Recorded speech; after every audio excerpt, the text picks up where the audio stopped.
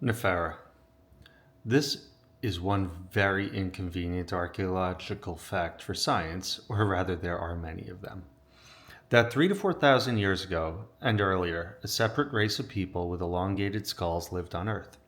Thousands of skulls, larger than usual and elongated toward the back of the head, like cone heads, were found in excavations. They were found in different parts of the world, in Africa, Asia, America, and even Antarctica. And these are not those that were artificially enlarged by bandaging the head from childhood, as was customary among some tribes. The real ones have fundamental genetic and anatomical differences. Science cannot explain this fact. They explain the ancient myths of different peoples, according to which once upon a time the gods descended from heaven to earth and turned the reigning chaos into order and began to rule people and teach them knowledge and crafts, and over time they united with the daughters of men and had descendants. The ancient Egyptian historian Manetho, who lived in the 4th to 3rd centuries BC, testifies to the same. From the beginning of time in the pre-dynastic period, gods ruled in Egypt, the Neferi. Then the demigods, apparently with already diluted blood. Then people began to rule, pharaohs, in whose veins also flowed the blood of the gods. And indeed, some rulers of Egypt had unnaturally elongated heads. For example, Nefertiti and Akhenaten. For science, Manetho is not an authority, like other myth makers, but it is still logical to assume that ancient historians and chroniclers used sources that were more recent for their time than modern science. Where the long heads came from, when exactly and where they first settled, was not known for sure. True, there are even more ancient myths that tell about some superhumans who came from the Hyperborea after it died as a result of the natural disaster and settled over the earth. Hyperborea allegedly existed even before Atlantis in the area of the North Pole at a time when there were warm climates. And the Hyperboreans themselves had superpowers, for which people revered them as gods and tried to imitate them, artificially lengthening their skulls. A similar procedure is carried out in some tribes to this day. It is difficult to say whether there is a real benefit from such a procedure, but in these tribes, an elongated skull is considered a sign of high intelligence and status. They are convinced that the longer the skull, the smarter a person is and the closer to the world of spirits. Science does not consider this question arrogantly seriously, and there are many superstitious customs in the native tribes. However, the tradition of lengthening the skull has 3 distinctive features that should be of interest to science. Number 1, the tradition is very persistent, it's very ancient, and very widespread in literally all parts of the world. The question is, if this is only a superstition, then why is it so persistent? We will not get lost in guesses, but note only 2 facts. Number 1, longheads had superpowers, and it was not for nothing that they were revered as gods. 2, the back of the elongated skull is directed specifically to the assemblage point of the spirit. Perhaps it was not the direction that was responsible for the superpowers, but the volume of the skull and accordingly the brain, or perhaps both. Who can know if science does not know? We will not artificially lengthen our skulls. There is another way, to initiate phantom skull lengthening. And as you know, if an arm or a leg is amputated, you can really feel it as a phantom part of the body since the brain retains the image. That is, there is no part as such, but it is felt. It would be phantom limb syndrome. That's how we commonly call it.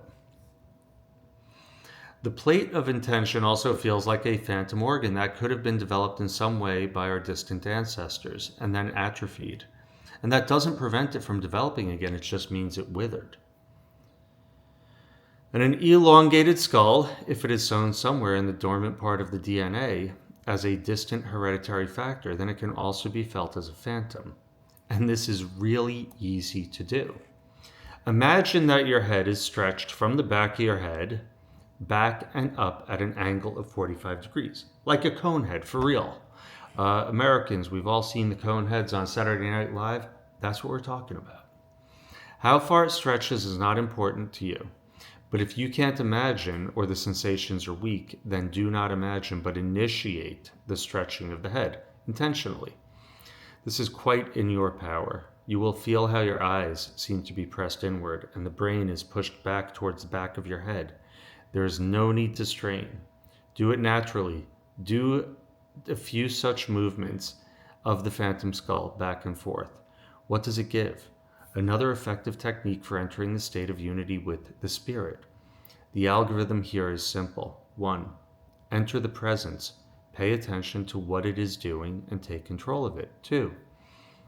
Draw the ray or cloud from the eyes inside and pull it back and up along with the skull. Fix it for a while and feel what you feel at the same time. 3. Return the phantom skull back down and free your attention. In the second point, closing your attention on yourself and entering the access point to the spirit are combined into one action. In a calm state, a cloud of energy comes out of the eyes. Of course, 2 clouds from both eyes, but we say cloud for simplicity. Your task is to draw it inward and at the same time pulling it toward the back of the head, back up and at an angle of 45 degrees, so that the phantom skull stretches out to the point of the spirit. If you like this technique of entering the state of spirit and are comfortable, you can use it in everyday practice. Perhaps it will be more convenient with you to walk or do some of your own things in the state of mind with a phantom skull than to walk in the presence or with another technique of the spirit. You can and should set the target frame in this state. Give it a shot. If the technique causes discomfort, well, use another one. Don't forget that this state should be under your control and not arise and hang spontaneously. If you want it, you initiate it. If you want to, you drop it. But you don't forget like it's turned on, like an iron, you turn it off. Why is this necessary? Or the question is, to put it another way, how to acquire, if not the superpowers of the Neferas, then at least the abilities above the average human ones? Answer: to engage in the practice of entering the state of spirit systematically from time to time in various conditions. To turn on this state just like that, or for training or certain purposes. What can be the goals? To orient oneself in a situation, to set oneself or one's reality, to make a decision, to solve a problem in communication with people or independently, to acquire abilities and skills. Acquisitions, all kinds of different ones, will gradually accumulate, since entering the state of spirit has a cumulative effect. Summary: if you like the phantom skull technique and are comfortable, you can use it in everyday practice. If the technique causes discomfort, use another one. Do not forget that this state should be under your control and not arise and hang spontaneously. Turn on this state just like that for training or for certain purposes. Goals: to orient oneself in a situation, to set oneself or one's reality to making a decision or to solving problems. Or use this in communication with people or independently to acquire abilities and skills. Acquisitions will gradually accumulate as entering the state of spirit has a cumulative effect. Questions and feedback. Initially, there was just a plate, and for advanced plates with flows, now there are a lot of techniques with a plate at the assemblage point, and now at the point of spirit, or both of these techniques together, and others. And the author also writes, do it as it is convenient for you. I don't understand whether specific techniques have any meaning at all, or they're just needed to keep attention, and you could do as you like. Who is good at what? The answer is the same. We are all different. Do it as is convenient for you. There can be no strict instructions here. Analysis of reviews over time has shown that everyone feels the plate differently, and even more so, the state of the spirit. Sensations are subjective, so you need to find your place of power by trying certain techniques. Observe positions. The assemblage point of the energy meridians where the braid is activated is located behind the shoulder blade at about an elbow's length from the back. The point of access to the spirit is behind and above the back of the head at an angle of about 45 degrees. You need to focus on these positions, but the exact geometry again does not matter. What matters is your feelings, where you feel the power and how you feel it. When I practice entering the state of spirit, I get goosebumps. I really feel something there.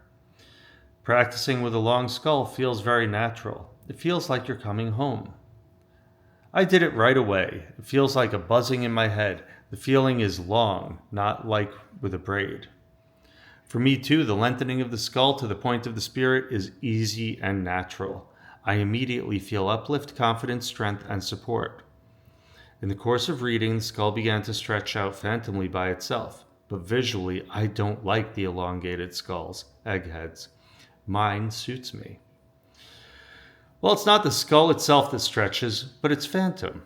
This practice of lengthening the skull is intrinsically repulsive. The elongated skulls are the skull of an enslaver civilization. Yes, an explanation was given that this practice should be used only if you like it and are comfortable. Who and how they enslaved there is unknown. It was a very long time ago. And there are enough enslavers with ordinary skulls.